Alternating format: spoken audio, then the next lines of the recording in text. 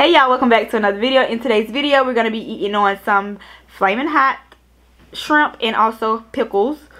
So we're going to go ahead and say our grace and get started. If you are new to the channel, don't forget to like, comment, and subscribe. And get started, y'all.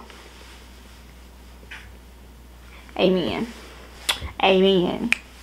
So I got me some ranch dressing right here, y'all. Then I'm going to put on these. So this is my first time tasting the shrimp. I taste the pickles already. So good. The pickles are good. I tasted them already, but this is my first time trying to try the Hidden Valley Buttermilk Ranch. Can't go without that. And I'm drinking me an Angry Orchard today, y'all. I don't have any wine today, so I'm drinking this right here. And it's just like the Rosé Angry Orchard. And I was drinking this while I was cooking. Toast, y'all. Toast to this wonderful Thursday.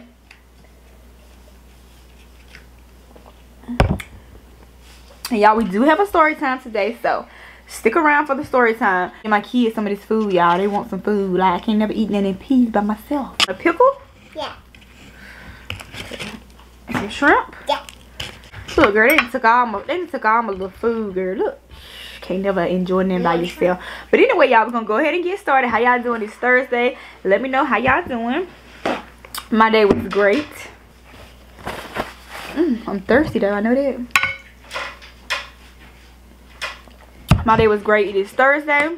I've been having a lovely day. I went to the store today to pick up my food. And that's all I've been doing all day, y'all. Just chilling around the house. So we're gonna go ahead and get started. Let me see. I haven't tasted this shrimp yet. So I put these shrimp in like the air fryer. So I got like the super colossal shrimp from Walmart. That's the shrimp I usually get if I don't get it from like the seafood market or somewhere. But I'm going to try it with this ranch, y'all. Let's see how it tastes. I'm scared because I don't really usually eat shrimp with ranch. But I guess because it got this flaming hot sauce up there, girl, I guess we can use it.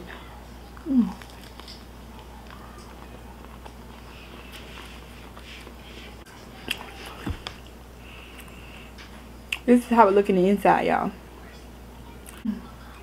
It tastes pretty good.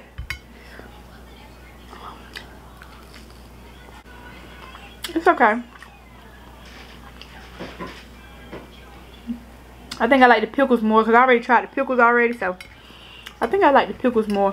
And like I said, y'all, put these in the air fryer. Last time I think I put them in the oven when I made them, but because I didn't have an air fryer in, but I like them better in the air fryer.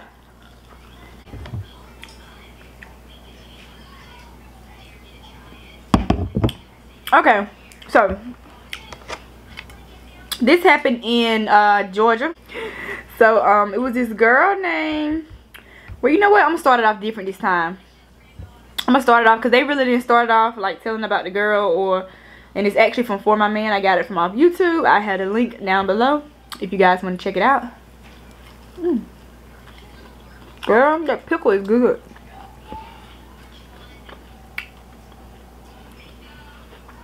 At the beginning of the show,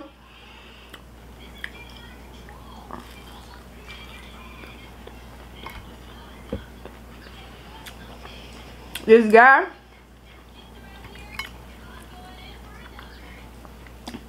this guy was walking his dog and he stumbled across the body that was wrapped up in like a blanket, and it was wrapped up in something else, and it was like tied around. So he stumbled across the body and he saw like the feet sticking out. So that's how he knew it was a body. And it looked kind of like it was burned a little bit. So he called 911. He called 911. You know, let them know there's a body out there. They get there. They investigate and checking the scene. They don't find anything at the scene. They just know that it's a male. And he's been burned real bad. And he's deceased.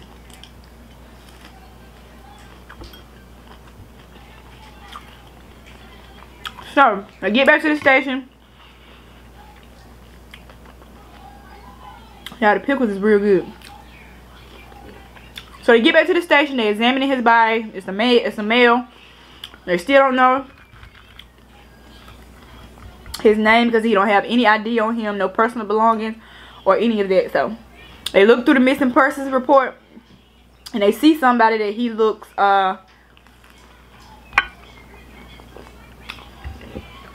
they see somebody that looks familiar. So they see a guy just had went missing like 7 days before that. So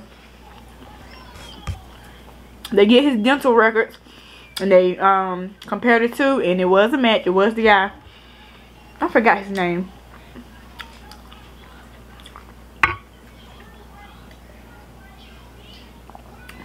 I think his name was Howell or Howard or something like that. I think his name was Howard.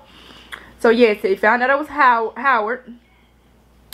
So they went and told his family. His family said he'd been missing. His family said he'd been missing for about 7 days. They haven't heard from him, but they said it wasn't kind of unusual because he always, you know, skip a couple of days without calling his family. So they didn't really get that suspicious about it, because he did that all the time. So anyway, when they talked to the mom, they said he was going to meet up with a girl, and nobody heard from him since then. So they needed to find out where's this girl, who is the girl. So they didn't find his phone, but they can still access his phone records, you know, from the phone company. So they do that.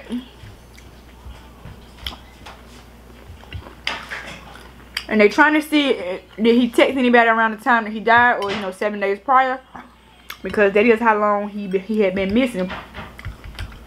And his mom said he don't have problems with anyone. He's always a nice guy. He worked and took care of his home. He didn't have any kids. He was just a guy that stayed to himself. It's so good. So they looked at his phone records and seen him, the last person he was talking to.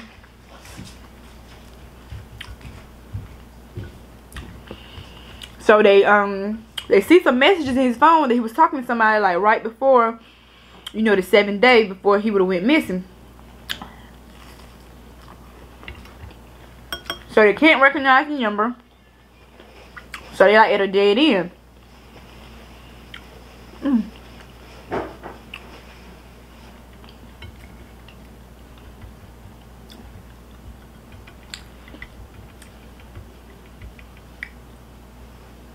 So his mom also told them, the detectives, that right before they got there, the mom and the sister had got an anonymous phone call from someone that they didn't know.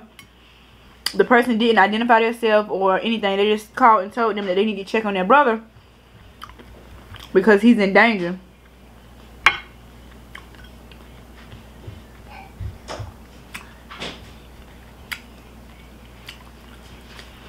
So I guess the person on the phone told them, the mom, that they need to go talk to somebody named Chris Hang or something like that.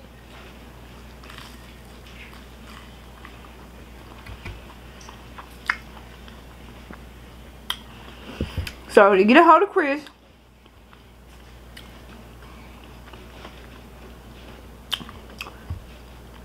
Chris is not cooperating. And Chris has a long rap sheet. He has breaking and enterings. He's been in jail before, so his DNA is already in the system. His fingerprints are already in the system, so they already know who he is.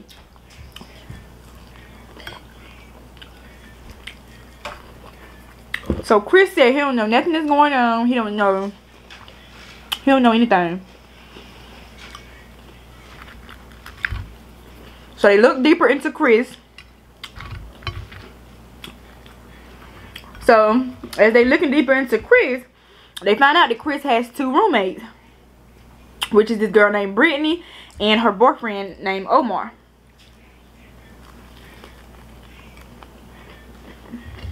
So they bring them down to the show. I went to the station for questioning.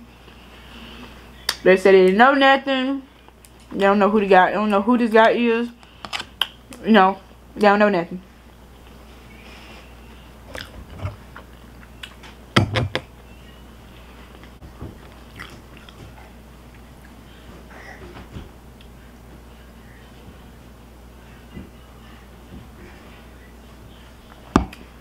So the police already thinking it's something fishy, because they like, why would somebody just call and say Chris' name? You know, why would somebody call and they never said who they was? So They look deeper into Omar and Chris. So they check out Omar, which is Brittany's boyfriend. They check out him. He has a long rap sheet too. He just got out of jail recently for breaking and entering. So he ain't new to the system. They know him too. That his fingerprints already in, his DNA is already in, everything is already in. So Chris finally come back to the station after he did question Brittany, after they questioned Omar. So Chris finally come back down to the station, and he said he was ready to talk. So he told police that he was asleep one night from partying all night. He said he had a little bit too much to drink, so he went to sleep. So he said he got woken up at 2 a.m. in the morning by Omar and Brittany, which is his roommates. So he said they woke him up saying that he was shot. Omar was shot and all that. So Omar and Brittany woke him up telling him that he was shot. So as he walked into the living room, he see a body on the floor. So he like, what is this? So Omar telling him that he need to go to the hospital because he's been shot. You know, he'll explain it to him later. So they get to the hospital. Brittany's telling the people, you know, they asking questions about how he gets shot. Where I think he got shot like in the arm or somewhere. So they asking questions about how he gets shot. So Brittany lying, saying something about her ex-boyfriend. They was at a party. Her ex-boyfriend shot him, and he got away, and she don't want to press charges. So the police already thinking that's suspicious, because like, why would you come to the hospital and say you don't want to press charges on someone who have shot you? So anyway, they leave the hospital. They go back home after Omar's getting treated. Omar leave the hospital without the people consent, like he left on his own. He checked himself out.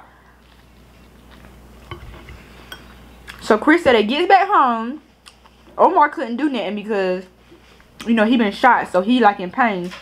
So he said Brittany made him help her with the body. So they tied his body up and took it somewhere and dumped it somewhere 15 miles away in the park where the guy found it at. So they took his body and dumped it. So someone else came for it, like a neighbor or something, because they was in the neighborhood, you know, of their apartment, trying to see if anybody seen anything that night.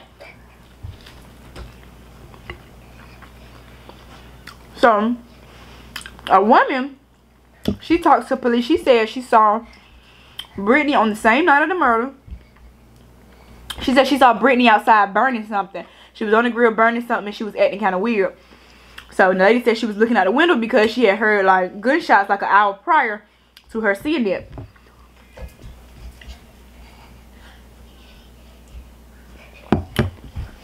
So they go check the house. The police go check the house.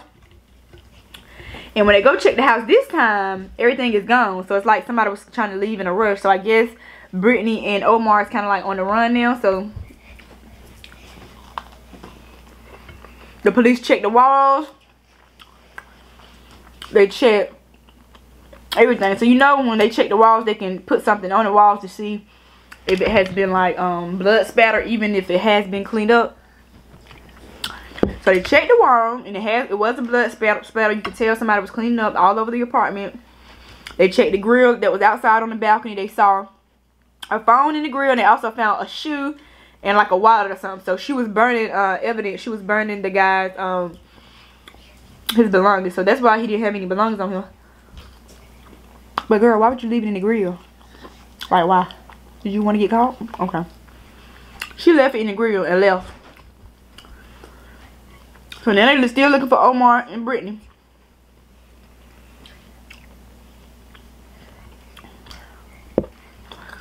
So Chris tell them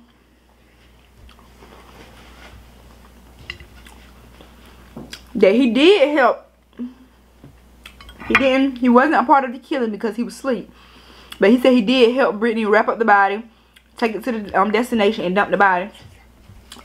So he was charged with I think he was charged with like capital felony murder or something like that. So he got like 15 years.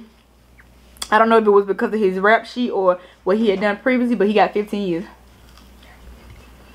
So Brittany and Omar, they still on the run. But she finally tired of running. She called the station. She said she wanted to turn herself in. So she finally turned herself in and she told what happened. So she met Omar. They were only talking for like a couple months. And Brittany was in love, okay? So I think Omar was only 20 years old. And I think Brittany was like 22. So they moved in together. And one day Omar said he needed to make some money. Because he was broke. He didn't have a job. Because he was an ex-convict, ex-felon or whatever. He didn't have a job. So he needed to make some money. So Brittany agreed.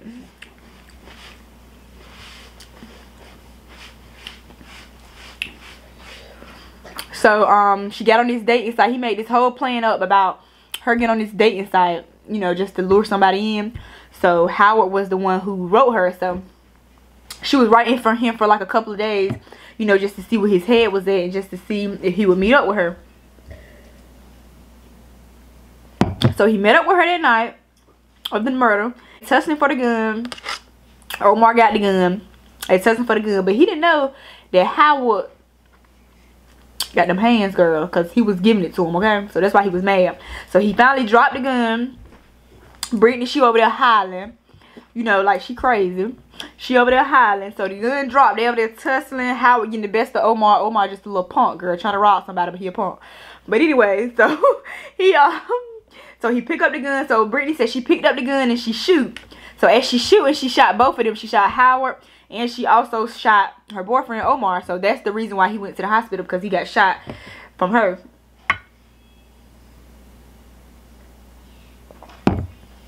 So yep, girl. So as he's shooting, he didn't fall out right then.